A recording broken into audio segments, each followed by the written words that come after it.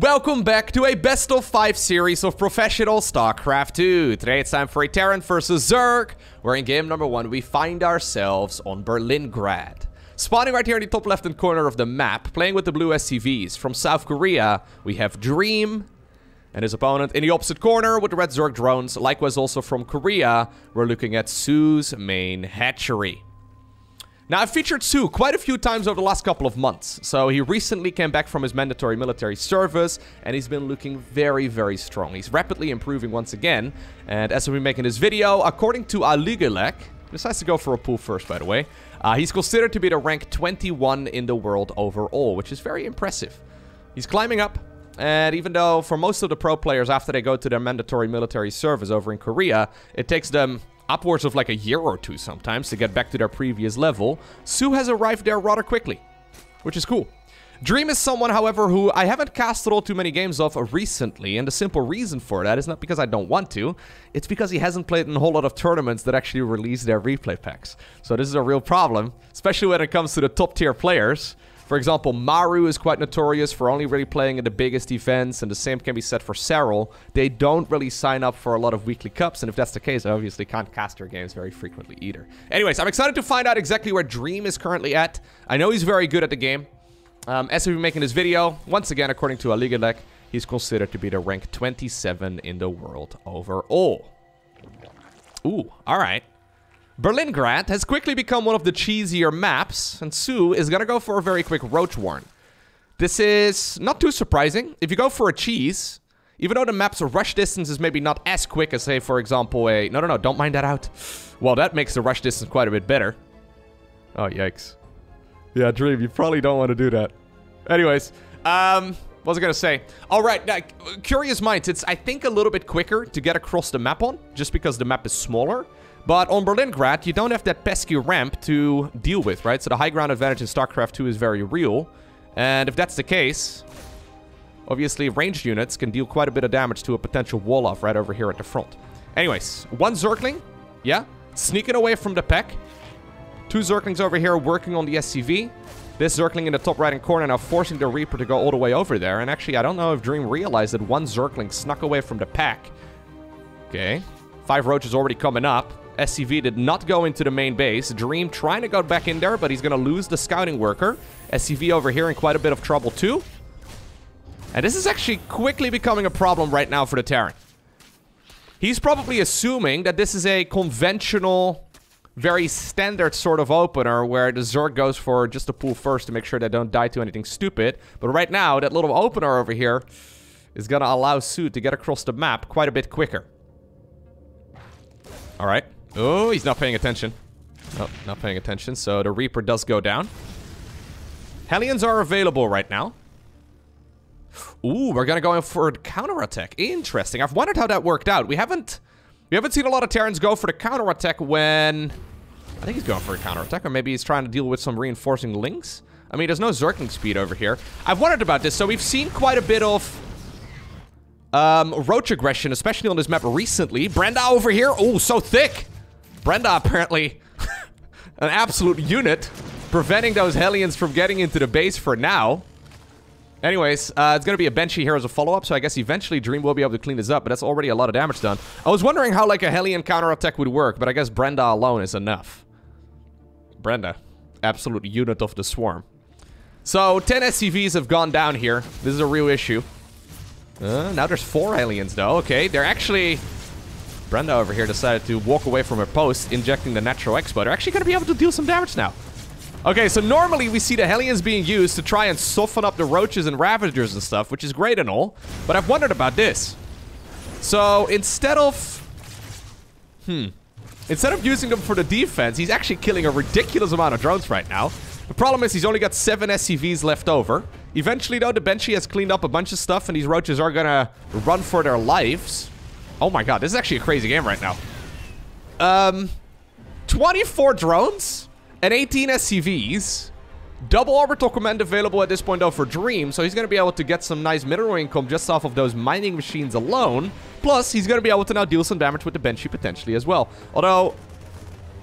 Okay, no, he did go for a second Banshee. If the Banshee is on the other side of the map, obviously you're in a lot of trouble too. This actually is working out for Dream.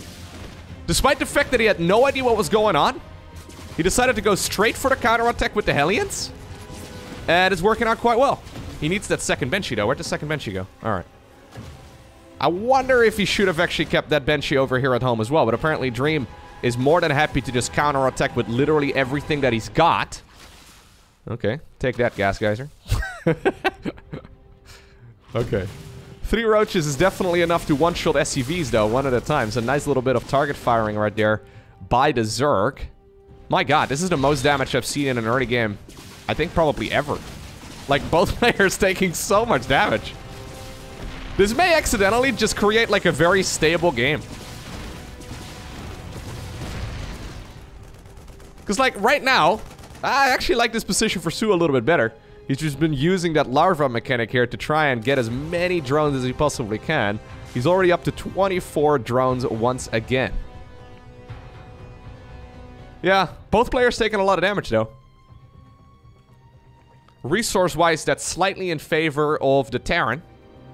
I do also really like the fact that he's got double mule potential, though. So that income is actually going to be quite good here for the Terran, despite the fact that his worker count is quite a bit lower. Huh. Okay, take that, Overlord. soO apparently just hitting random things today. 2 Banshees, though, is going to be enough, yeah, to get rid of those Queens. There's a Spore Crawler right now in the natural. I'm assuming there's going to be one in the main base. 2 main... Oh, God. Okay, main base just popped out a Queen as well. Banshee does stay alive. Nicely done right here by Dream. And he's now going to go into a Stimpack research. So, in these sorts of games, I always feel like it kind of favors the Zerg a little bit, because Zergs aren't really dependent on dealing damage on the other side of the map with timing attacks and all that, right? So, obviously, Dream's timings here are completely out of the window. He's now going to go for a random Stimpack research. It's not like you can hit your opponent in the face right when Stimpack finishes up, right? I mean, maybe you can, but it's not going to line up with any other upgrades.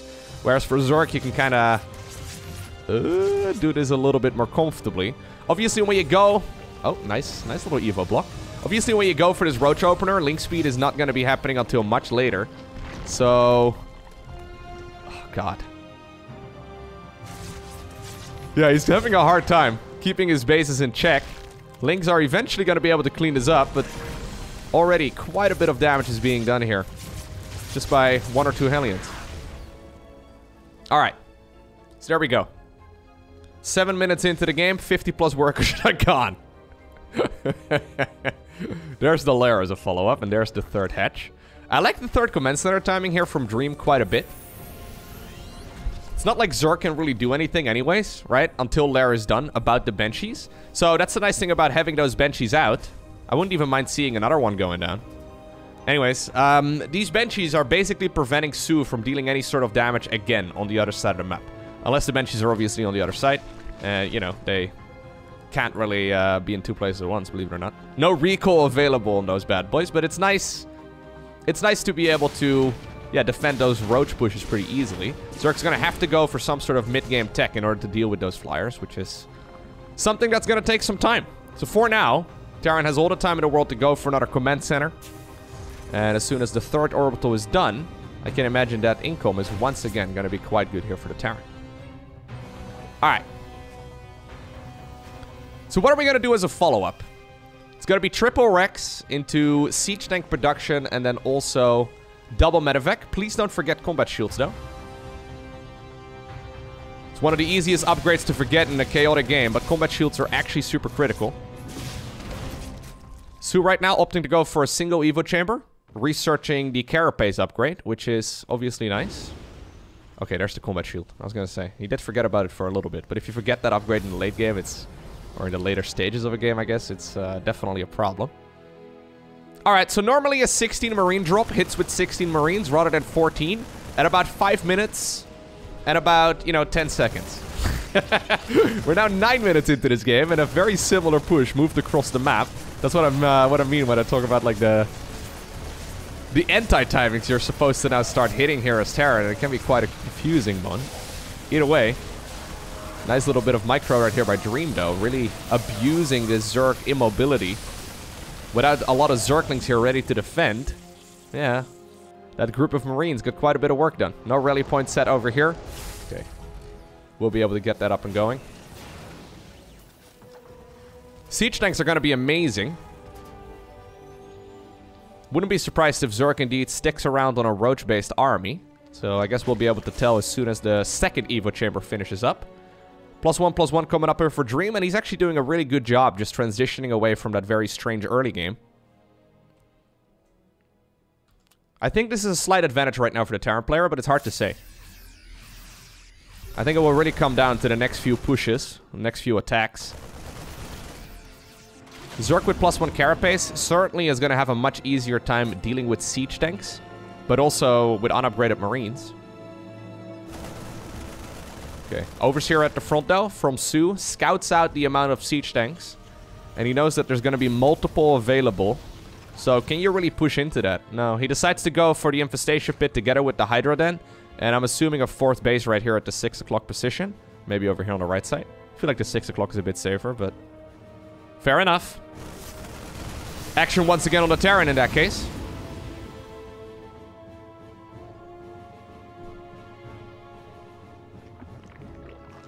Banshees. Trying to get some work in. Yeah, they're really good. Those Banshees have been absolutely amazing. 8 and 13 kills.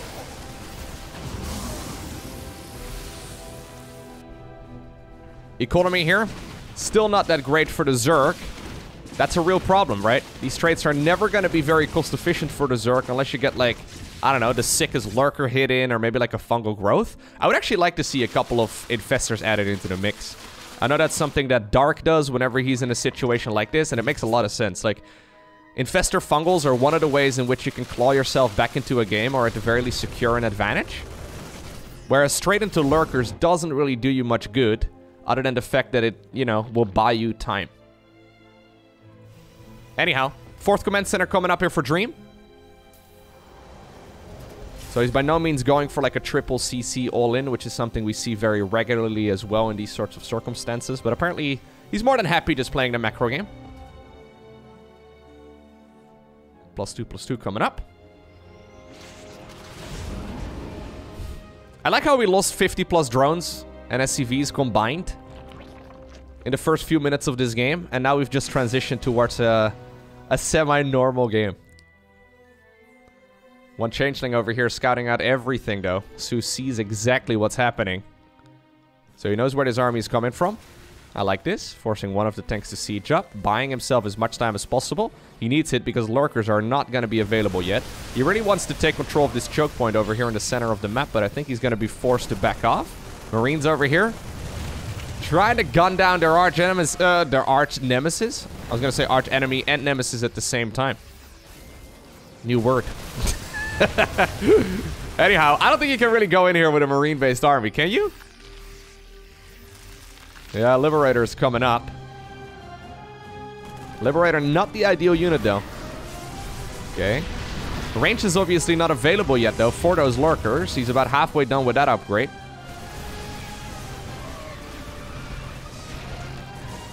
Yeah, I would have liked to see infestors. I think that actually would have been really sweet.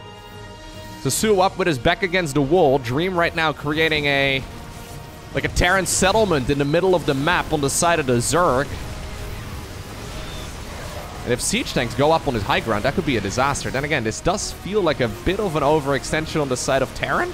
My god, he's pushing so aggressively into a lurker-based army together with those fungal and those corrosive biles. Seems to be working out decently well, though. Siege tanks in the back dealing so much damage, constantly firing over those hills and over those valleys. Okay. 4th Command Center, flying on over towards the 12 o'clock position. Main base of the Terran is starting to run low, so he's going to need those resources. Vipers right now are coming up. He obviously doesn't have a lot of scans available, but he only needs a few to force those Zerg units to unsiege.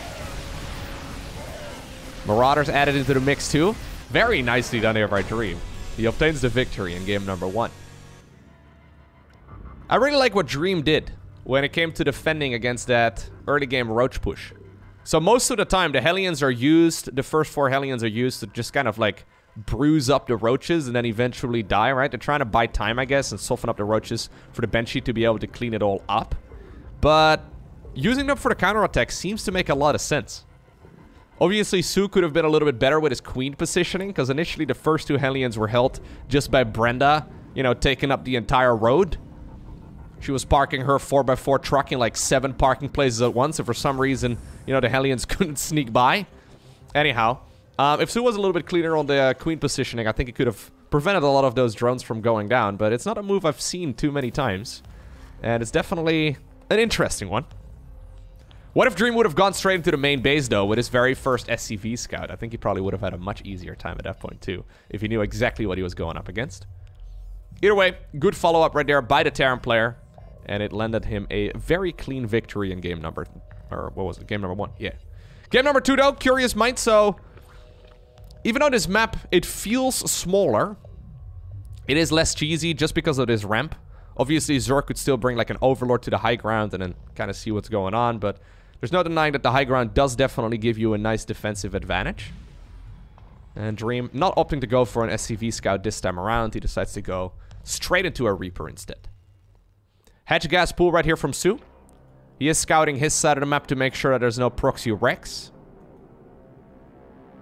Not something he did in the first game. But I guess because of the lack of SCV scout, he's a little bit concerned that that could potentially be happening.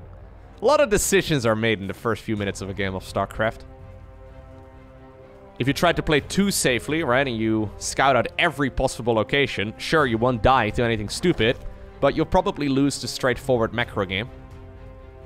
Whereas if you don't scout for anything, you're also in a lot of trouble because you might just accidentally lose in the early game. So there's a lot of decisions that you have to make and a lot of corners that you have to cut, but the question is, which corners do you decide to cut? Reaper in the main base, or in the main base of the Zerg, I guess. The main bases. Good save, Lowko. Professional commentator. Anyways, it's gonna start working on these lings. Nice micro. Very nice micro. Yeah, nicely done. No, ooh, don't lose it. If you lose to a Reaper, obviously it's a disaster. The trade-off right here for Zerg, though, is that now the Creep Tumor should be able to come up, yep, without any problems whatsoever. Since, of course, the Reaper is too low to actually face the Queen. Little bit of a dance. Which third are we gonna go for? soO wanted to go for the vertical one. Instead, now he's forced to go for the triangular position instead.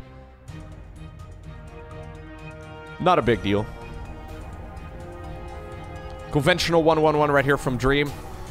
Barracks into a factory, into a starport. And an attack lab is a follow-up once more. And Dream is gonna face off against the Zerg, who will once again go for a Roach Warren very quickly. This is about a 3-minute Roach Warren. So definitely later than what we saw in the previous game. But, nice snipe. Definitely still very quick. Normally, if it's a more aggressive Roach opener, we see it at like 3.5 minutes. 3:25 maybe. But I think this one started at like 3 minutes. Like at the dot of the clock. So I'm pretty sure. Yeah, this is just going to be very aggressive moves right again from soO. So if you go for this version of the opener, apparently you skip the Zergling speed upgrade, which is gonna give him an issue. Without Zerglings over here and without Ling speed, those first Hellions, I mean, I feel like Dream is reading his opponent like a book. Those first Hellions can deal so much damage. Banshee is gonna be available too. Dream didn't opt to go for a very quick third command center, so now Roaches are spotted. Are we gonna use the Hellions once more for the counterattack? He wants to just... yeah, soften up those units a little bit if he can. Anyhow, Banshee is out. She's gonna start working on those Roaches. High ground available here as well. That's exactly the position in which Dream is gonna posture. Overlord on the high ground though here for soO as well, so at the very least he can see what's happening. I think you need to kill like a dozen workers in order to justify this. Yeah, Dream is feeling so confident that he even started up a third command center during all of this.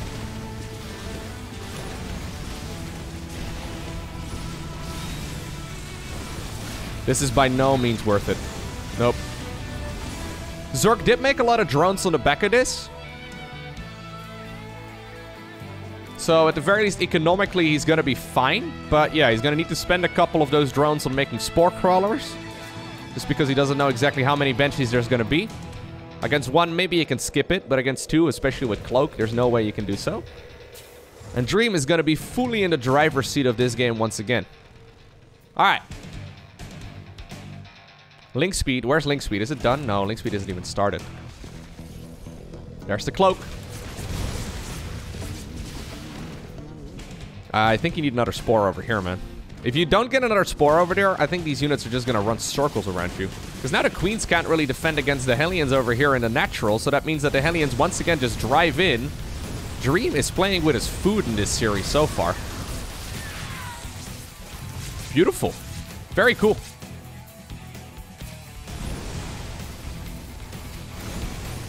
I think this is a good reason as to why we normally don't see a lot of Roach pushes in the early game of Terran versus Zerg anymore. Seems like a lot of the Terran players have sort of forgotten how that's usually played. Okay, this is a little bit overly aggressive. But yeah, there's no denying that Dream is showing us this is the reason why normally we don't see that build anymore. Because apparently if you play a really clean early game from Terran, you just get a huge lead. Alright. A lead for sure, but it's not a one game yet. He's going to go into +1/+1. He's going to go into combat shields a little bit quicker this time around. He's going to try and secure the third base. Zerg did go up towards the lair a little bit quicker here than in the previous one, mostly I think because of cloak. So he's going to go for the Roach speed a little bit quicker too. There's definitely a potential for soO to go for a push, but without 1/1, I mean, those upgrades are going to be completely misaligned. Without 1/1, there's not really much of a way that soO can deal damage unless he wants to go for, like, you know, a complete all-in. So instead, Dream is going to be able to decide the pace of this game for a little while longer. Sniping the queens. Super nicely done. How many queens was that? 5 queens in total right now. I think the Banshees may have killed 1 or 2, but... either way. Yeah, Dream's early game is looking fantastic. Yeah, sometimes builds like the one that Zergs have been playing recently with those Roaches, right? Sometimes those builds sort of circle back around in the meta, where for the longest time they weren't played, even though they were very popular in the early days of StarCraft 2.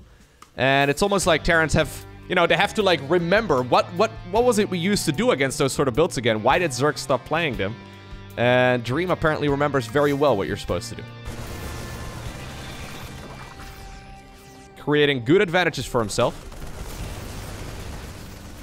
He's got scans to spare right now, so going after those creep tumors makes a lot of sense. He wants to kill more queens. Dude, Dream. Very nice. Alright, there's the hive starting up once more for soO. I would really like to see him, so this time around I didn't go for a Hydra then. I would really like to see him add on a couple Infestors. I think that would be really good. Because one Fungal here, followed with a couple of Corrosive Biles can... like, this is now an uphill battle, right? Like, if you have to fight an uphill battle, what exactly do you have as Zerg to come back? I think Fungal is one of the ways to do it. Zerg doesn't have as many comeback mechanics.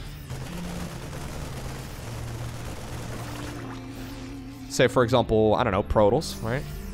One Purification Nova can change the tide of battle. One, I don't know, Battery Overcharge can change things very quickly. But at this point, it's soO relying on his opponent to make a critical error in order to obtain the win. And while there's definitely a chance that that will happen, Dream is looking very nice. +2/+2 straight up. Second factory coming up as well. Okay. He's going into a Marauder heavy army now, realizing that Zerg is once more going Roach Ravager. He doesn't know if there's going to be lurkers on the back of this. Apparently it is, but Lurker Den is a little bit late.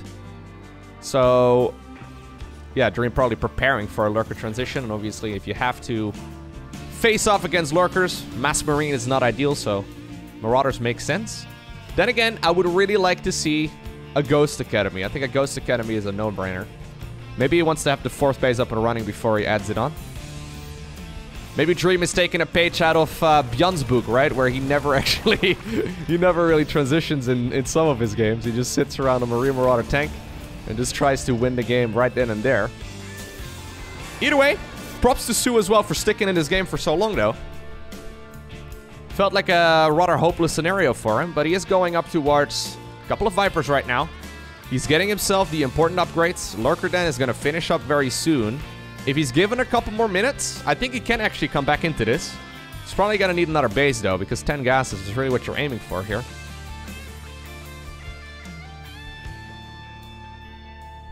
Alright. Dream coming up with a little hit squad right over here. That hatchery is already rather low. Dream even anticipating the base to be up over there, too. Couple of lurkers coming up. Just trying to create as much chaos as possible. Would love to see a scan over here. Oh my god, Dream going super deep onto the creep. Marauders just joined into the main army. Not even scanning over here. Guess he's not too concerned about, I don't know, banelings or something like that. Lurkers once more caught without their upgrades. Brilliant timing right here from Dream. Very reminiscent of the one that we saw in game number 1. And he seems to be in complete control. Considering those games have so much... Oh my god, slow links right now, yeah. Considering these games are very complex strategically, Dream seems to know exactly what he's doing, and it's very impressive. Next up, Blackburn. And Dream sending out 2 SCVs. Alright. How aggressive are we going to be, Dream? Are we going to even build a supply depot proxy? Like, what are we doing? No, don't go through the slow zone. It hurts my feelings. I know it doesn't matter, but like, you know, my feelings. My feelings don't matter either, apparently. Okay, so Dream is going all out. He's even building a supply depot. So close to the Vespian geysers, just so he doesn't have to travel with the SCV over there and like lose some of his income. This is not the best proxy I've ever seen, though. Yeah, like that second SCV is just kind of standing around. I guess he sent 2 workers right from the get-go here because he was scared of being spotted by an overlord. Speaking of which. Alright, so I like that pullback there from soO. The building structures don't have as much vision as an overlord does, so at this point soO knows that he's going up against some shenanigans. Dream doesn't know that he's been spotted. It is gonna just be a hatch gas pool. Not sure why he's getting the extractor. Anyhow.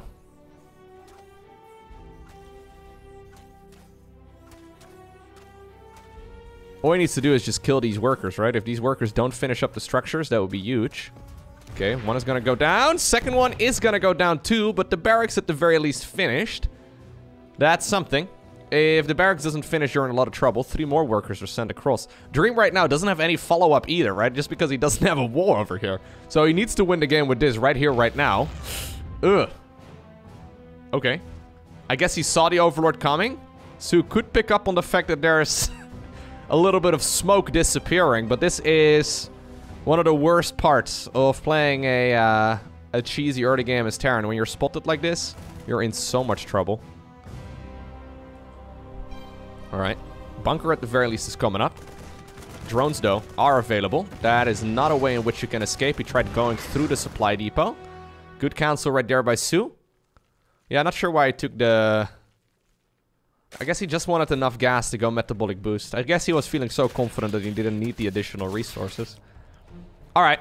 So now this nice little high ground here is helping out soO. He knows he doesn't really need to get too aggressive. Link speed will finish up eventually.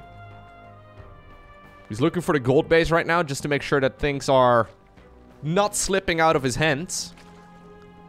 Then again, he doesn't know at this point exactly where the Terran is at, right? If he would have scouted the ramp, I think he probably would have realized that this would have been a full all-in. Anyways, more queens are coming up. Zerking speed about 1/3 of the way done. Dream at this point is just trying to make, yeah, as much here as he can. So this is now a quadruple Rex all-in, which I don't think is ideal. 4 barracks marine can give you a lot of marines, but at this point Dream is basically just crossing his fingers and hoping he can catch his opponent without an army. Would have loved to see this overlord making a beeline over here, though. Anyhow. I don't think soO is going to give his opponent that much more time, though. Yeah, there's 10 more links coming up. Link speed at this point is finished. And with that upgrade completed, he can definitely get some work in. Then again, Dream. Oh my god, sending all the SCVs in for this full-on attack, too.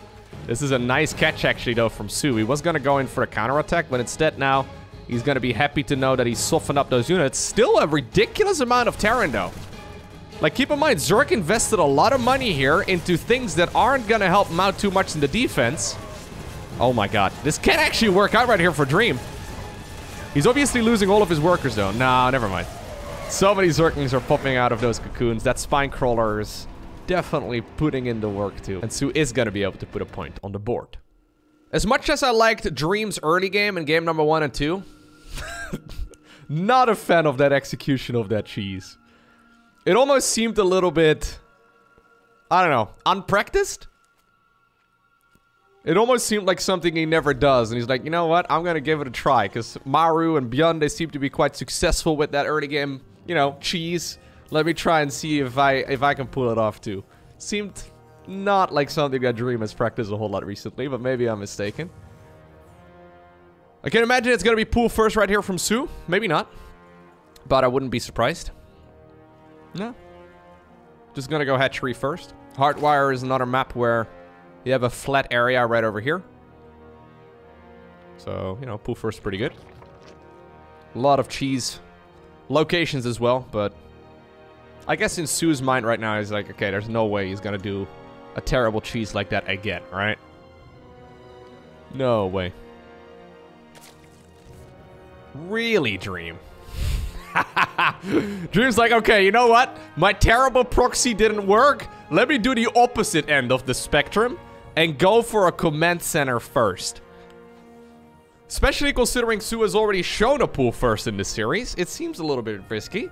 Then again, command center would finish up in time and you can just float it into the main base if, you know, you are in a lot of trouble. You can complete the wall up over here, get a marine on the other side. Yeah, the dynamic between a pool first and a CC first seem like it should go favor. It seems like it should go in favor of the Zerg, but not necessarily the case. Kind of depends on the timing of the spawning pool and the size of the map and all that. But if you can finish up the command center, Zerg is in a lot of trouble. Anyhow, none of that is happening here. My god. Okay. So Dream went command center first into triple Rex. So are we gonna get any gases going? I imagine so, right? Yeah, okay. Gases here are gonna be quite late, but Dream is gonna be able to make an awful lot of units. I like what Dream is doing in this series, though. This is, like, it makes a lot of sense. If you're 2-0 ahead, or I guess 2-1 ahead, you have wiggle room, right? Like, you can go for some aggressive builds, and you can try and see if you can obtain the easy victory. On the flip side, he's won 2 solid games just by playing, well, solid StarCraft 2, so maybe he doesn't need to. But, you know, maybe it's dinner time soon, right? you want to get the games over with, go to bed, watch some TV maybe, right? Maybe not what he's keeping in mind, but... Alright, so I think we're going to go double tech lab on the barracks in the back. One of them is going to research Stimpack, the other one is going to research Combat Shield. No, actually, that's a reactor. Okay, we're going tech lab over here. Alright, same difference. So you're gonna go Stimpack in this one, Combat Shields in that one, and then just make a ton of Marines. So normally, the conventional triple Rex opener was played mostly against Protoss. We have seen it quite a bit against Zerg over the last few months as well. I've never been a big fan of the opener. Honestly, I don't think it's that good. The thing is, with the command center first, that build is gonna hit like an absolute truck. And most of the time, what Zergs do when they figure out what the opener from the Terran player is, right? They will try and make units at the absolute latest possible time. So, soO is not going Roach Warren or anything like that. If he realizes what he's going up against and he assumes that this is a triple Rex, I don't think he knows much. No, he hasn't really seen anything. If he knows, though, he's probably going to start making units too late. So maybe not knowing is better for him than knowing. Either way, it's going to be one hell of a timing attack coming up right here for Dream.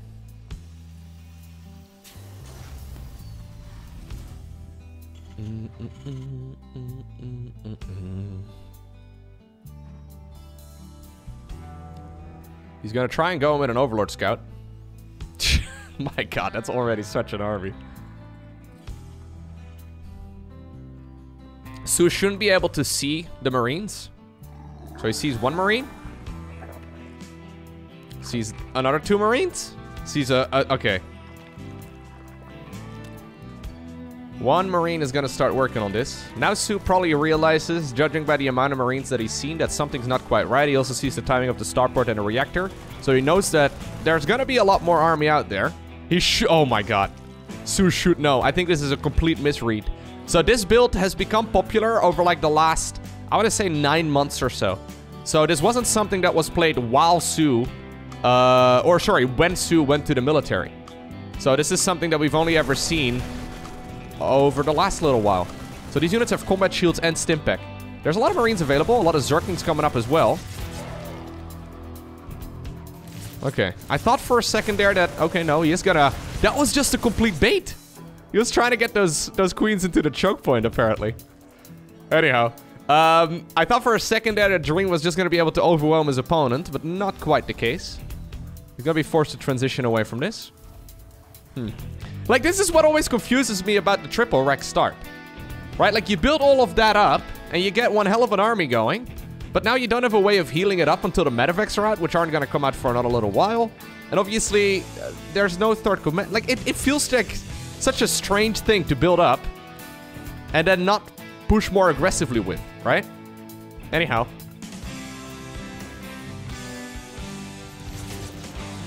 A lot more Marines have joined this party as well. He wanted to go for the 4th hatchery, but decided to cancel it. Maybe he's going for the one over here. No.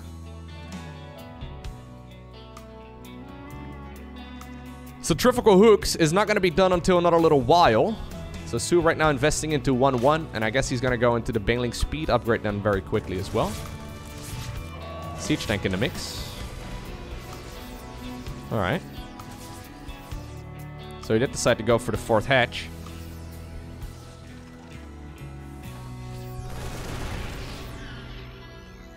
God, such an uncomfortable Terran early game.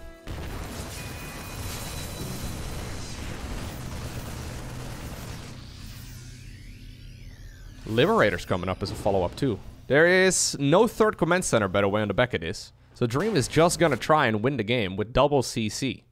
Zerg doesn't actually need a 4th hatch here at all. All he needs is Baneling speed. Baneling speed is gonna make things so much easier. I hope for his sake that he doesn't put too much of his defense right now into trying to keep that hatchery alive. He doesn't know that there's no 3rd CC. Like, there's a severe lack of scouting here from soO. Okay, that's why he's sending Zerglings right now around. Probably wants to deal some damage.